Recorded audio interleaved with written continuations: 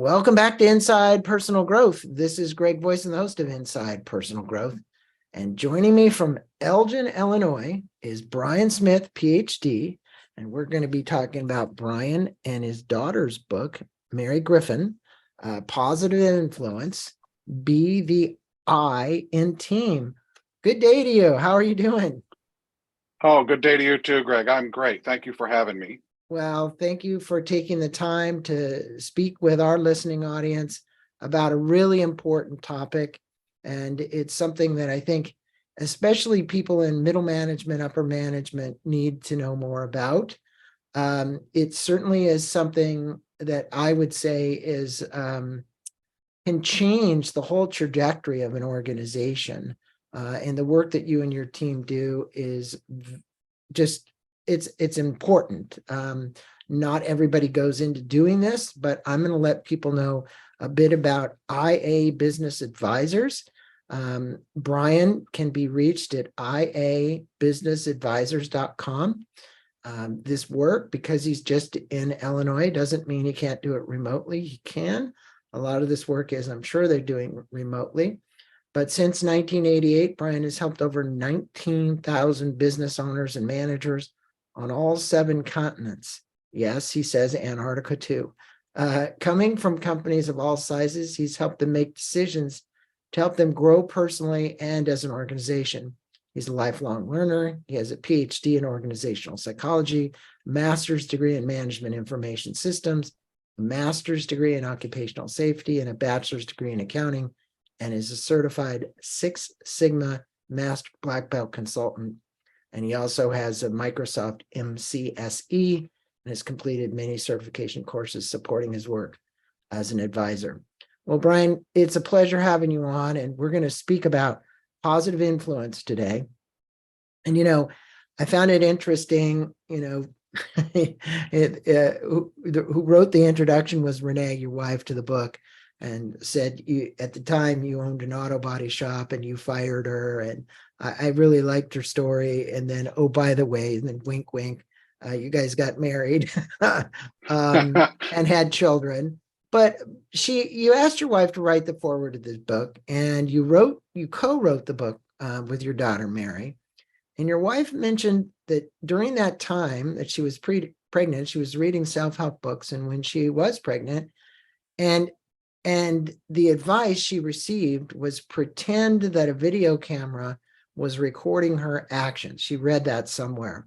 And I went to and got a master's degree in spiritual psychology. And we always used to say, hey, if there was a camera following you all day long, what was recorded, would you like it? Would you like it? Meaning how you were treating other people, and also how you kind of treated yourself. Because I think if most of us had a video camera run on us during the day, we may not like some of the things we say. We also might not like how we feel at the end of the day, personally as well. And I think this is great advice. Why do you believe this is a good tool to teach people about being a positive influence? Well, I think a lot of us find ourselves in what we like to call comfortable focus of our lives. We're in our lane, we're focused on whatever our area of influence is, and we forget that our actions, our words have influence themselves. And so when we think like this, as you just pointed out, and we surround ourselves with the idea that we're being filmed, it makes us be a little bit more in the present, a little bit more in the moment, a little bit more understanding of our current influence and how we're acting. And when we slow down and do that, we have the best opportunity for one, to be our best selves, but for two, to have a positive influence. And then we have our best opportunity to be not just positive, but we're not afraid to hold ourselves accountable for the actions that we take because we were deliberate about them. Yeah, in this case, and in businesses, you see this a lot. And we're like actors on a stage in a play, and we've been given roles, right? And it's interesting, when the camera is on, depending on if the ego is high or something's happening, we see people that like to kind of take charge. We see others that maybe aren't so happy with that because of the way they do it. And you state that we diminish the value of our influence when we ignore the influence we have on others, and focus solely on the influence that we can have on ourselves. Why is it so important to remember the influence we're having on ourselves to transmute elements of our personality for the better? Well, everything we do has influence. So if we're not our best selves first, how could we ever want to be or ever be the best self for others? And when we're reflective and give ourselves that level of attention, we set ourselves up to be that best influence. And we don't have to look over our shoulder at what the ripple effect might be of what we're saying and doing, because we were deliberate about it. We planned those actions. We planned those words. We slowed ourselves down and we didn't let environmental urgency or immediate reactions overtake us. And when we're our best selves, we give ourselves the opportunity to have our best individual positive influence. Yeah, it was interesting. Renee wrote in there that she had two bits of advice from those personal growth books, and one of them was to take a deep breath, and the other one was to look at the as if a camera was following you, right? And she said that the camera following you was more important, she thought, than taking the deep breath. But they're all very important. And that other one about taking a deep breath before, or if we're charged emotionally, is a really important one. And if you would speak with the audience about the importance of communications, because this is a big area. I've had lots of people on here that have written books about communications, the 80/80 marriage, communications in marriage, the communications inside businesses, and how we can improve our communications to have a positive impact on others within our teams, right? So, there's so many people that work in a team, whether it's a development team at Adobe or Microsoft or Google or wherever it might be. And I know my son runs a team of 34 people at Adobe. And he says that Dad, it can be quite challenging because I'm the one that has to kind of, how you want to call it, keep the peace, but modulate what's going on inside of there. Also, what are some of the key takeaways from this chapter? Each one of your chapters has takeaways. Actually, it's not even chapters. You'll write a section, and then you'll have right after that key takeaways from that section. And I think I would just let our listeners know that that's a great way to have designed a book, because you can actually just go to the takeaways if you want. You probably get just as much out of the book. So what are some of those takeaways on communications that you'd like to leave the listeners with?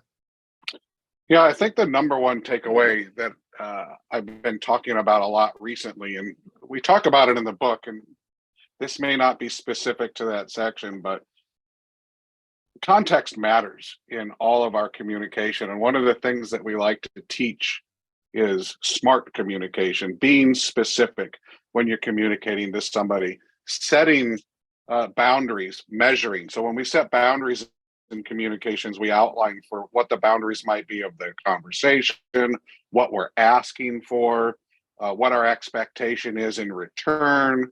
Also understanding attainability and reality of the context of the conversation. And is this the right time to have conversations? When we think in a smart way about how we communicate, it gives us that pause, that deep breath that we just talked about. It allows us to think about the contextuality of that conversation and what we want out of it. Am I trying to delegate? Am I trying to get information back? Am I trying to give direction or give mandates? And when we approach communication in this smart way, it gives us that slowdown opportunity. It gives us that in the moment opportunity. It gives us clarity. And it really sets a foundation for too many people to have open, honest, and deliberate conversations about whatever topic it is and whatever area of influence that we stay in. And I think that's the biggest takeaway I've been trying to focus on most recently, which by the way is in the book. We're just stating it a little differently here. Well, you know, when you work inside companies, you use the DISC and the Kolb assessments, and you call it your biz vision, and it helps you to analyze and understand people better. I think many people have taken the Myers-Briggs. They can say they're an ENFT or whatever the letters are. Again, I don't remember them all, but you do, I'm sure. Or the Kolb or the DISC. Speak with us about how important these assessments are in your ability as a company to actually help organizations have stronger teams, more efficient, greater levels of productivity, greater levels of creativity as a result of it. Because when you get the right people on a team, it just kind of hums.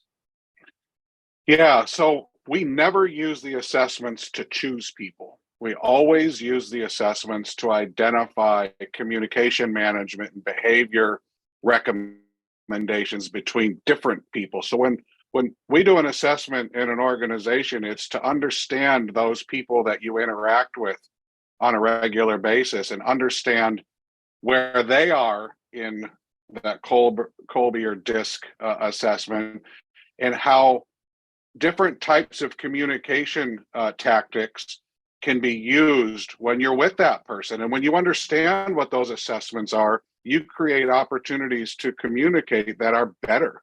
You create opportunities to communicate that flow better. You might have somebody that communicates better in the written word than in the verbal word. And if you don't know these things, if you don't know that they assimilate information better in those ways, and that they require more details than other people do, or less details than other people do, or that they are not quick to respond, or a quick start kind of a person, that they're going to require some more thoughtful understanding of what's going on. And if we approach those people in our areas of influence opposite of what they inherently need, or what they inherently are used to, we set ourselves up for disruption and failure before we even got started. So we use those assessments to develop communication tactics within teams, so that whatever's going on in the area of improvement that they're dealing in, whatever tactics that are being done, whatever strategies that are being employed, are being done with a complete understanding of the team and how that team comes together in this mix of humans, different behaviors, different backgrounds, different technical aspects, and how we can make it work together and move together in the same direction. Yeah, not everybody out there has a degree in organizational psychology like you or me in psychology, right? So I think for many of us, you can kind of intuit things, right? But I know for some people, they don't intuit things that way. And oftentimes when you do, I know for me, I've gotten so good at it, or at least I think I have, that I've intuited right on who might work better together. And I think you get a sense for that, which kind of leads me to, leaders, influential leaders. And you said in the book, you mentioned that influential leaders can sometimes feel like they are above everyone else. And you say that you don't mean that they think they are better than everyone else. You state that when a leader takes the high road, it is always the right road. What are some of the attributes the leader needs to take the high road and be successful at it? And then what are some of the high road takeaways from the book? So taking the high road means, doing the right thing. Really, is what the high road is to us. It's a analogy of getting above the fray, getting above the noise, getting above the chaos that can happen in day to day. And as leaders, when we set rules and we set policies and we set procedures and we set precedent, um, if we are inconsistent, that's not the high road. Taking the inconsistent way off of the high road, takes us back down into the chaos. One of the stories we have about being a leader and taking the high road is when I go and visit some of the factories that we have, and I walk into an area of influence that somebody else has, like our warehouse manager. I might own the company, but the minute that I walk into that person's area of influence, I am subordinate to them. It is their world. They control that warehouse. I have delegated to them the responsibility of managing that warehouse. And if I walked in there and acted like I didn't have to listen to them, or I was above them or better them, I diminish their value as the leader of that warehouse. I diminish the value of the policies and procedures put in place for that warehouse. And I set a horrible precedent for the rest of the company or anybody else that might observe that behavior. That's what we mean by the takeaways, and or by taking the high road. And the Well, takeaways you're are kind just of talking about the Greenleaf servant leadership model, because the reality is you, and I can imagine you're talking about you in your own warehouse, right? The reality is you are looking at it. You're there to serve the people. The people aren't there to serve you. In essence, precisely. yeah, No, precisely. Actually, exactly. Yeah. um, I never, and we teach this. Nobody in our organization is hired to serve somebody else. I have an assistant, but she's not there to serve me. She's there to be my peer. She's there to protect me. I'm there to protect her. We work shoulder to shoulder all day. Just because she's called my assistant doesn't mean that she's there to serve me. If I ever began to treat her that way, I would hope that not just her, but that the people around us would call us out on that and say that is just improper. That is inconsistent. You got off the high road, Brian. You're back down in the chaos. Yeah, and it's more of a flat model. It isn't a hierarchical model. I mean, what you're talking about is a flat model of an organization, which works. A lot of people question whether or not that works. And one of the things that in this process, when you have an organization the way you run it, is this power of accountability and you living up to your word. What in your estimation are some of the bad habits that get in the way of someone being accountable and trustworthy? As well, speak about the takeaways again that you give in the book about accountability. I mean, look, we look at accountability. In your case, accountability equals autonomy, because you've given people like your assistant complete autonomy to do what she needs to do. With basically, I'm not saying without your direction, you guys co-create together. You come together in a space of love and understanding, and you co-create whatever it is you need to create to serve your clients. And I get that about you. And I'm wondering, because there's a lot of energy around this word accountability. I just spoke with one of my business clients yesterday on the phone, and he was saying, hey, this general manager, I'm going to let him go in September if he can't be more accountable. And I said, well, I think you have a guy there who's really one of the best general managers you've ever had.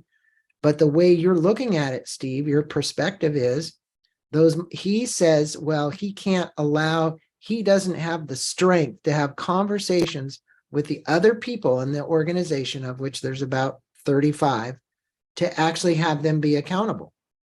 And I said to him, that's because you're not supporting him. So how about that one? I have my own example from yesterday. Yeah,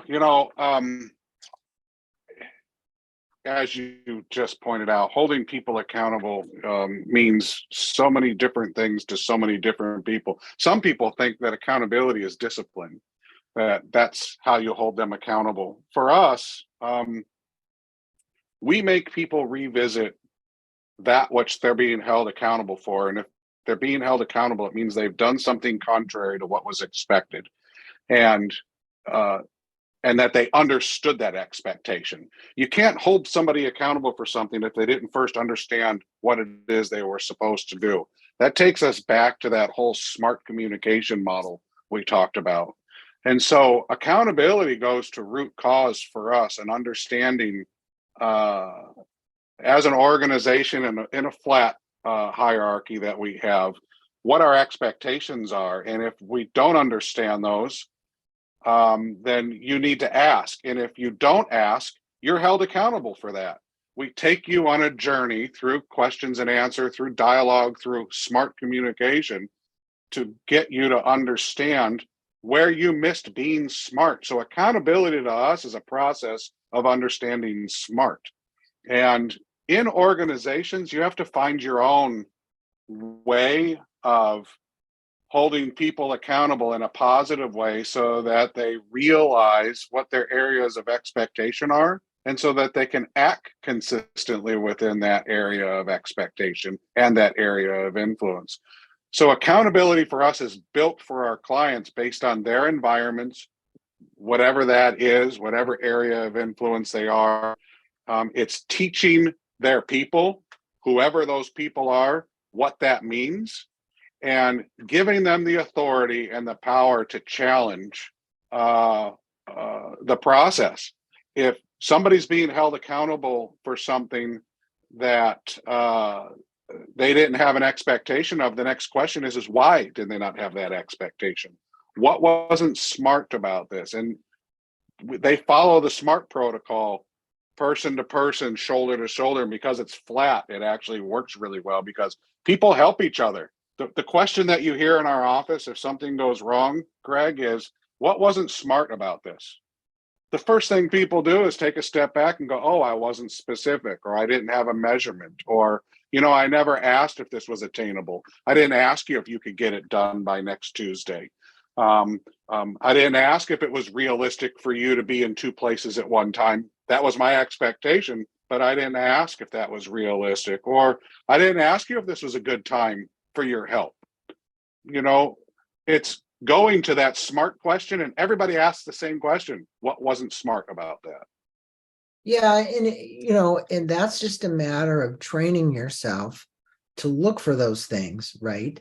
And making sure that they're top of mind instead of the bottom when you leave the meeting, and that there's agreement on those smart elements when you leave a meeting. Like, hey, you got it, right? Oh, if I didn't hear you clearly, say, let me repeat what you said.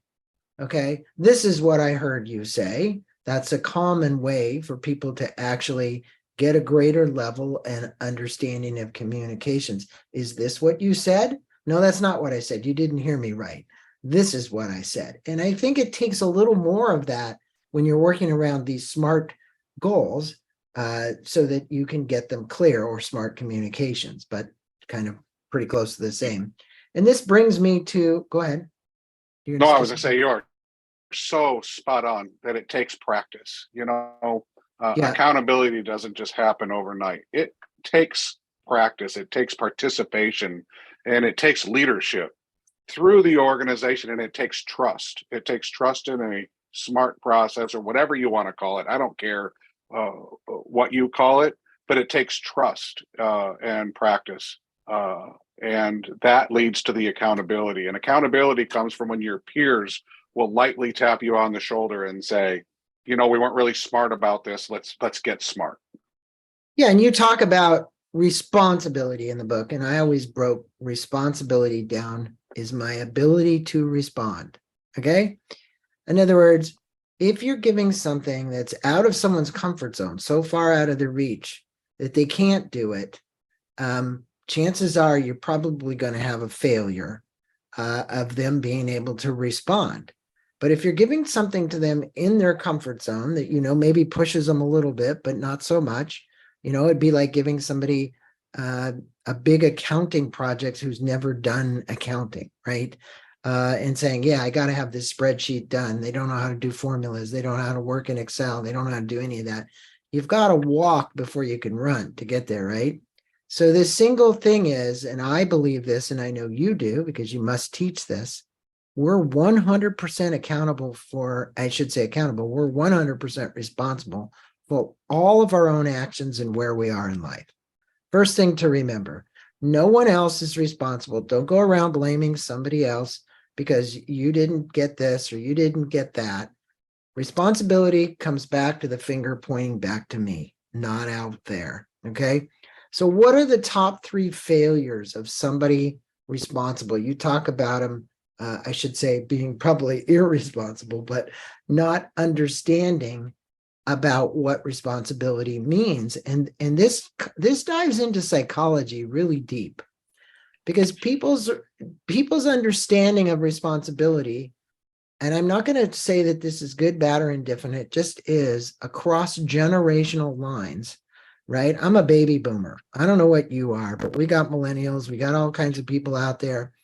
And the way certain generations, I mean, if you look at the generation even before me, responsibility was a really big deal, right? As we've moved through this, we see it a little bit differently, don't we? What would you tell are the top three failures in your estimation that you see inside companies? Wow, I think first is not communicating that you have some gap in understanding, and just taking orders blindly, and just going on and saying yes, being a yes man. Uh, Not having context to what your area of responsibility is, not understanding what your role is, not understanding what your mission is. And that can be individually as a single person, or even your whole department of people. Um, Not understanding your market and your customer. These are all common issues that we face, that uh, we walk into an organization and we see failure, and it almost always goes back to lack of clarity, lack of specifics, lack of measurables, lack of understanding of capability, giving people, as you said, it's one thing to push somebody a little bit farther to do a little bit more or get out of their comfort zone. And it's another thing to say, go pick me apples, but I'm going to drop you off in an orange tree, an Yeah. orange orchard. Yeah, Yeah. exactly. Yeah. But that happens. It Yes. happens all the time. Yes. So when we do that, in whatever level we're at in our organization, when we don't understand or set proper expectations, understand what's attainable from our team, what's attainable from that individual that we're speaking to, what's realistic and what's timely, whatever that means in that moment. When we just blindly give orders and set expectations without understanding these things, we've lost it right there. Well, I think some of the listeners out there might go, well, this is practical knowledge. It's practical common sense. It is in one sense, you would think, but because we see so many faux pas occur in organizations, we see breakdowns in communication. We see people quit because there was a bad manager. We see turnover. We see all of these indicators, which all lead back to some of actually what you would think some pretty simple things that we're talking about here. And that brings me to the positive influence, be the I in team. You really explore the importance of building trust. And I think T with a capital T, trust, in relationships within a team. What are some of the strategies for building the big T trust, meaning I can really count on you, Brian, and establishing strong relationships with other teammates? Yeah, well, top of mind is, of course, communication, being honest. It's okay to say, I don't know. It's okay to say, I need help. It's okay to say, I need support. You don't diminish your value when you share that you have a gap in your skill set or your understanding. You actually share, you put yourself out there, you make yourself vulnerable to a certain aspect, but you also allow that person to transfer something from themselves to you, and you accept something from them to you. And that's investment, that's equity. When you are honest with people and you allow them to invest in you, mentor you, teach you, and you accept that from them, you focus and you understand it, and then you turn around and act consistently and accordingly to what you were taught, you're creating equity in that relationship, not just with that person, but with your area of influence, with your position, and with any other people who are influenced by your actions, your tasks, your words, your behavior. I think that is probably the number one thing that I could say to the audience is invest, be honest and invest in those relationships. And don't be afraid to share that you have gaps, and allow those gaps to be filled by those people that rely on you or that you're going to rely on. So important. So important in the context of, working inside a business and coaching, right? Because the reality is, you, in a sense, are doing these things, but you guys are coaching these individuals on a regular basis to become better. And I reflect on a recent interview I had with Marshall Goldsmith on his new book. And as Marshall was speaking with me, we got talking about regret, things that people regret. And we got talking about something that I didn't know that he basically fundamentally has been using. And, this may sound kind of strange, but expectation is suffering in the making, right? Now, that's a Buddhist precept. But the reality is, when you and I are sitting there saying, well, we had an expectation of this person and then they let us down because they didn't complete it. A lot of the challenge is with the expectations that you and I had. Now, I know that sounds so far out, but it's really not,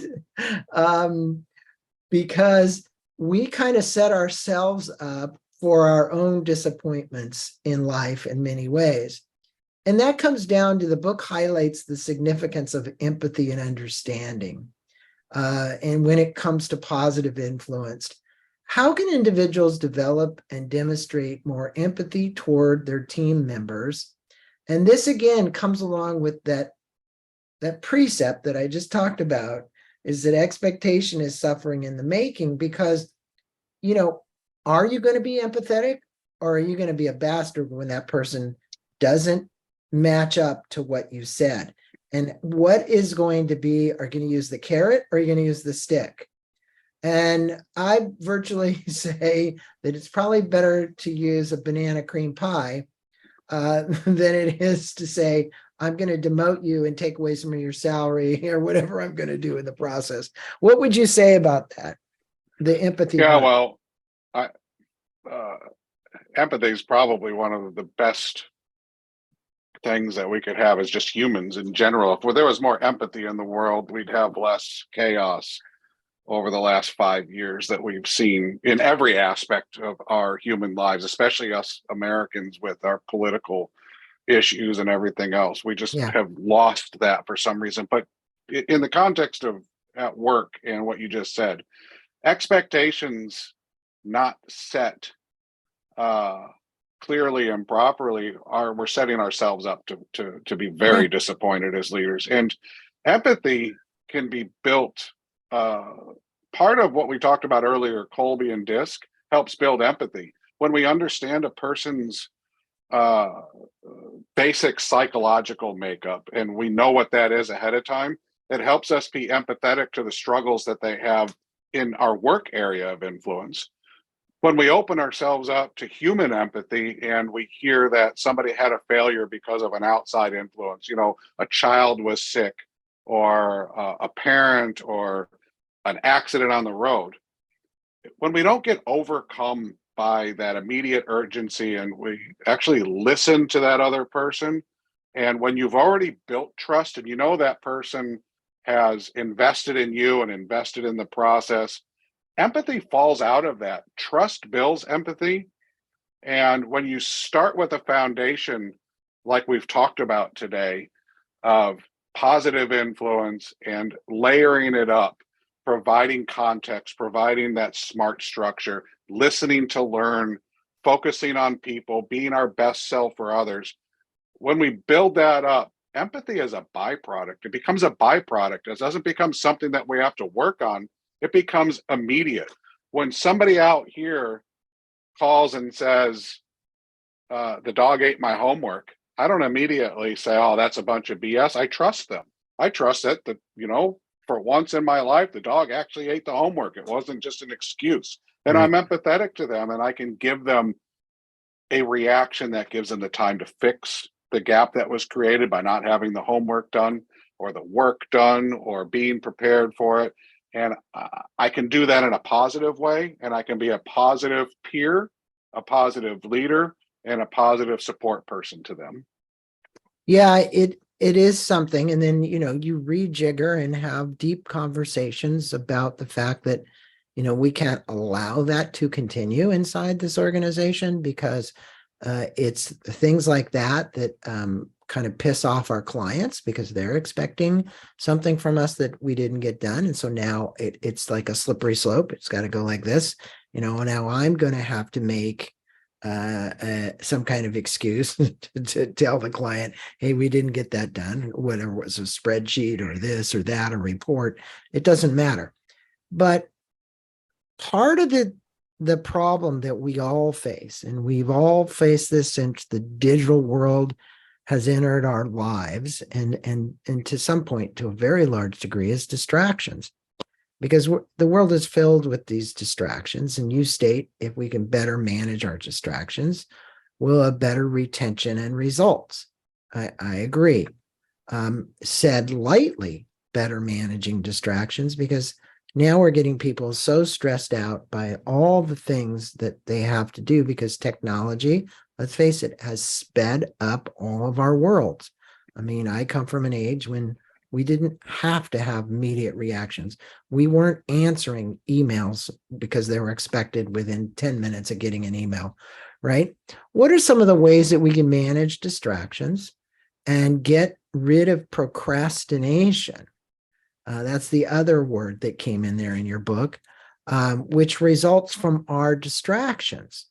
Because the distractions are the things, I'm going to go play the video game, or I'm going to go answer some emails, or I'm going on Facebook, I'm going on LinkedIn, whatever it is, whatever the distraction might be, which then says, hey, I didn't get my work done because I was doing these other things that appeared to be more fun than what I had to do. Yeah. It's funny you asked that question. I just finished recording our new podcast, and we were talking today. I was recording about focus and about immediate gratification and distractions in particular, and some of the things we can do if we find, for example, if we find that we're distracted by our phones. The easiest thing is, well, to turn it off. But a lot of people don't like that. So some of the things we teach is turn the screen down. One of the most distracting things that happens to us as humans now is the screen flashes. And the first thing we want to do is pick it up and answer that text or answer that email. You have to be deliberate. You have to be deliberate about distracting the distractions. You have to set your environment up to provide distractions of those distractions. There's a sign on my door right now that says "Do not disturb." I'm in this meeting with you, Greg, and with your audience. That stops people from distracting me. All of the things in my office are turned off. There's no phones available to distract me. There's no outside influences that can get in the way. You have to deliberately set those things up. You have to slow down first and understand what distracts you. Is it the video game? Is it the dog? Is it the child? Is it the phone? Is it the email?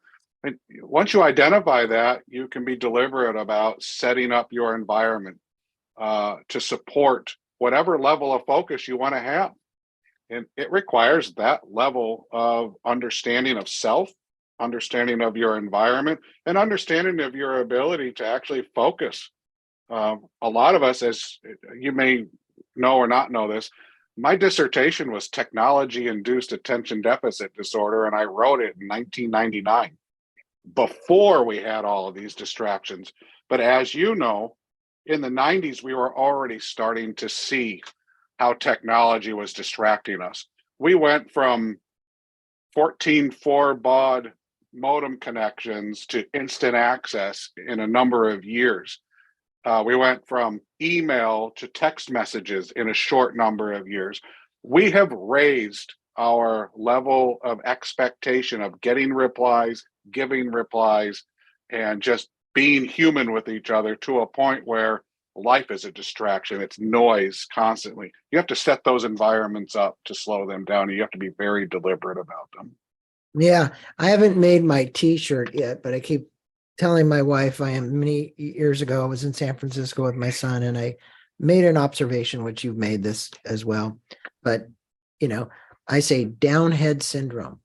The reality is that I'm going to create a t-shirt with a person like looking at their phone, walking into a pole because they have downhead, or walking off of a cliff.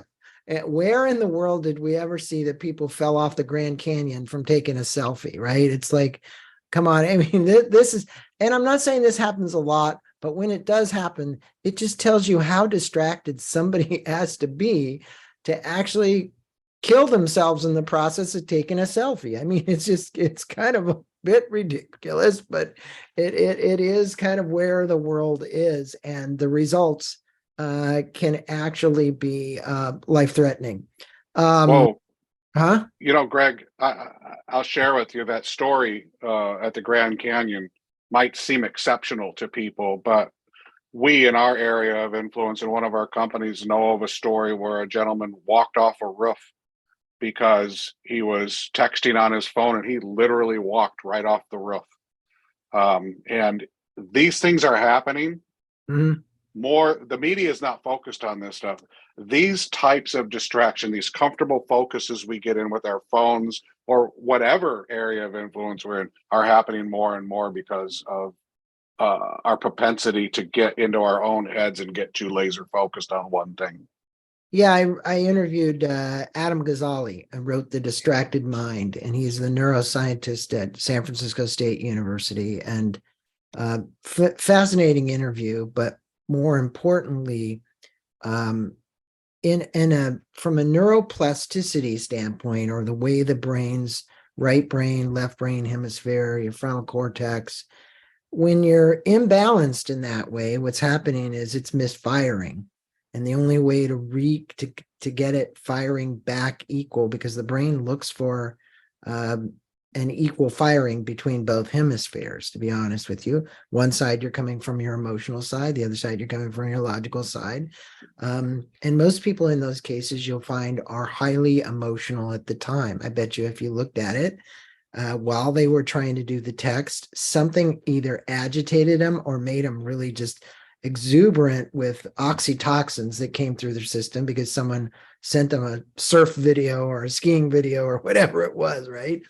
But to actually retrain the brain is more complicated than we think when it comes to this, because we've become so, I'm going to call it, dependent. We at least think we're dependent on those things. So just for my listeners, hey, look, there's a lot you can learn about how to rewire and refire your brain. There's a lot you can learn about being a positive influence. And with that, Brent, I'm going to wrap this up. The book is filled with just tons of takeaways. If you were to leave the listener with some sound advice about becoming a more positive influence, both to themselves and the people they work around, what key takeaways would you want to emphasize, or what do you want them to remember from the book? If there was 2 or 3 things. Yeah, I think the number one thing we like people to remember is that they matter, that they have influence, that they're important. And so understand that your influence is your responsibility. Take ownership for it. Slow down.